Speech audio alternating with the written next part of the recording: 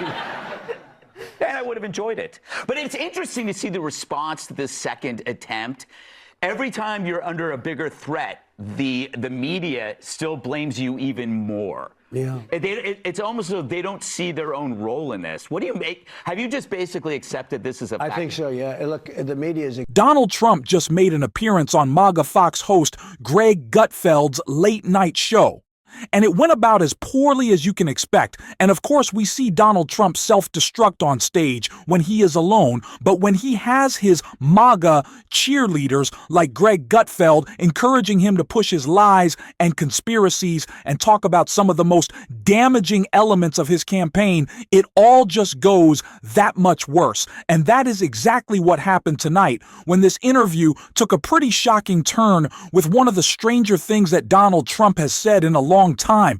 It had a lot of people puzzled online, but we are going to get into it all. But before we do, if I could quickly ask you to leave a like on this video, it goes a long way in supporting our channel. And it really means the world to me. And like I said, Donald Trump, when he is encouraged by MAGA, it is just all the much more worse. And that is what happened when he was asked about his debate performance against Kamala Harris right here.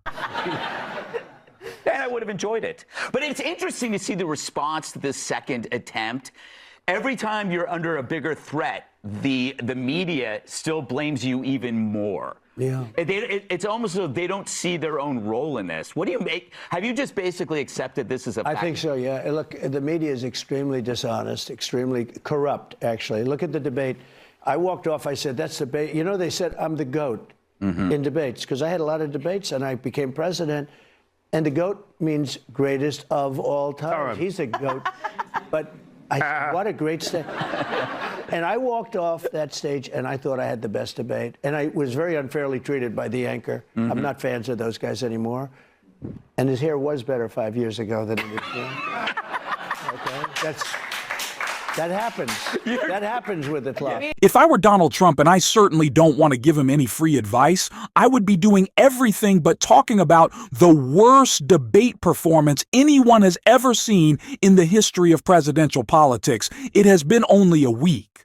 But I feel like it's been a month since then, with all the incredibly damaging things Donald Trump has said since. And so you'd figure that people would be starting to forget. But no.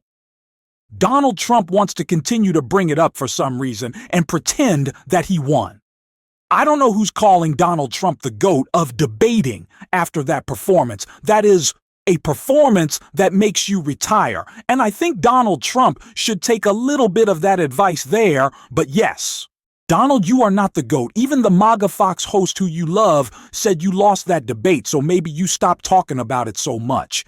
And maybe you stop talking about this topic right here, which was especially weird, really just the classic Trump talking about himself as if he is God. But you will see right here. It's always a consequential president that gets shot at. And fortunately, so far, I've been very lucky. Or something is greater than all of us. Ooh. Something is up there. Someone is up there, maybe watching over us. I think he's voting for you. First of all, does anyone else find it weird that Donald Trump has found a new way to brag, saying that it's only consequential presidents who get shot at? Is this a new way for him to gloat? And I don't know. This is the narcissism of Donald Trump, that something like that can happen to him. And the first thing he thinks is, wow, this is pretty great for me. Ex-CEO Ive Club. Like, what is going through this guy's head? And second of all, whenever Trump starts talking about how God wants him to win, it just makes me really uncomfortable as someone like Donald Trump, who's clearly masquerading as a religious person. We know Donald Trump doesn't give one about Christianity like he claims to.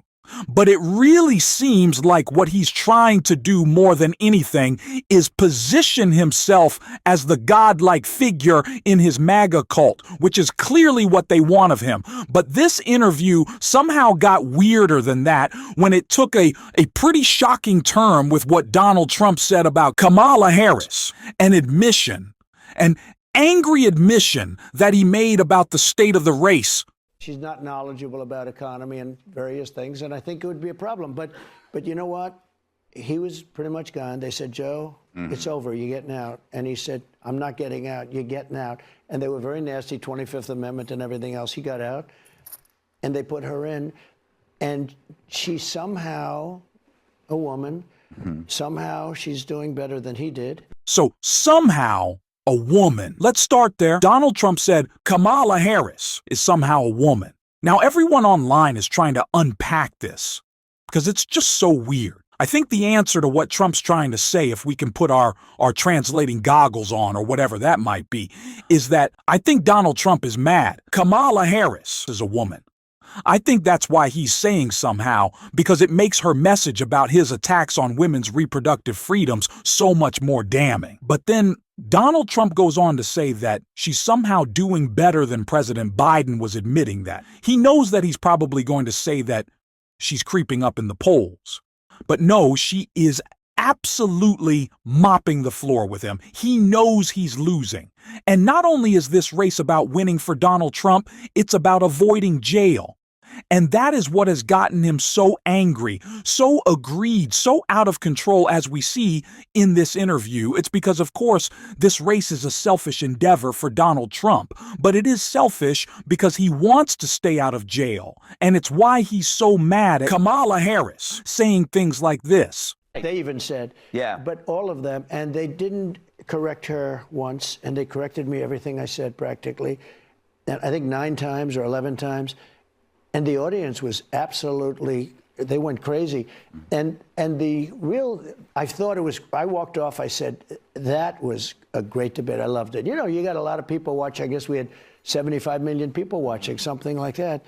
And you have to do well. You can't do badly. For instance, first thing Trump said, that the audience at the debate was so angry.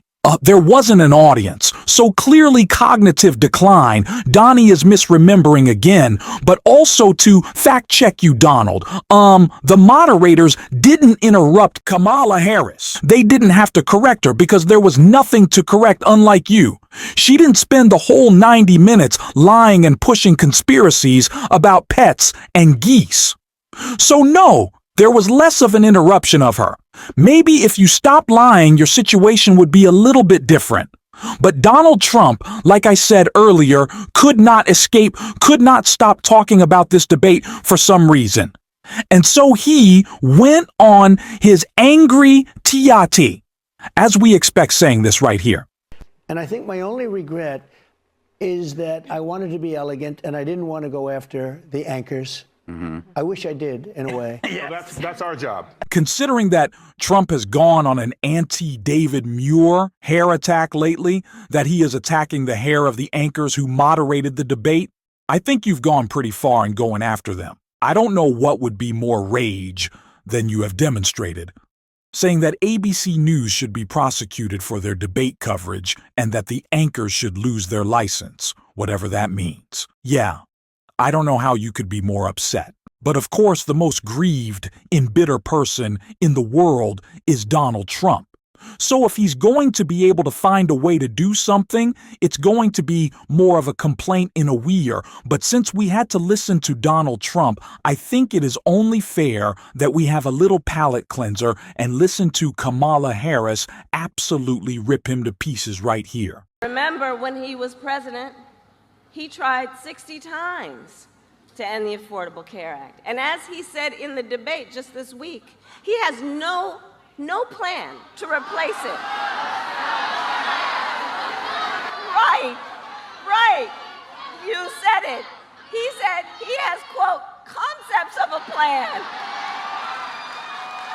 Concepts of a plan. No actual plan. I love how much Vice President Kamala Harris loves the concepts of a plan bit that Trump did, and I love how it's part of her speech now, and the audience knows concepts of a plan, and you can just see how much she enjoys it. And I think it's not because Donald Trump made a FO of himself, but he is revealing that he can't talk substance, he can't talk policy, he's got no direction, and that's what Kamala Harris' course wants to make this campaign about. Donald Trump Trump wants it to be about grievance and conspiracies, but she's pointing out that he has no idea what he's talking about and is only in it for himself. And that point was made clear as well by Kamala Harris, running mate Tim Wells and I to check that out. When you lost the 2020 election, why do you continue to lie about it? Why do you continue to lie about it? And I get it. This idea of trying to say, well, we need to stay fair and all this. We cannot be that frog in that slowly raising water temperature where we recognize that that is normal. That is nowhere near normal. And what we know is the way to put an end to that is to simply work our butts off, call our neighbors, get people to the ballot box, win this election, and let him go complain for however long he wants to complain.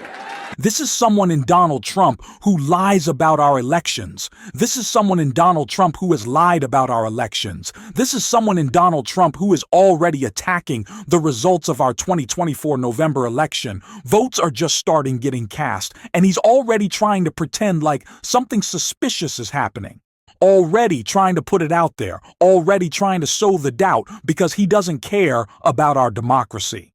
You know, Donald Trump is pretty angry that Democrats are saying what is true, that Donald Trump is a threat to democracy. But Donald, we are saying that because those are your words, terminate the Constitution. Mike Pence didn't have the courage. Those are your words. Those attacks on our democracy, I need 11,000 more votes. I could go on and on.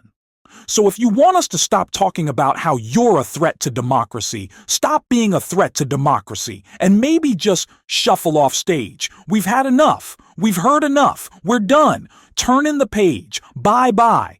And we are going to keep talking about that on this show. We are going to be turning that page on this show.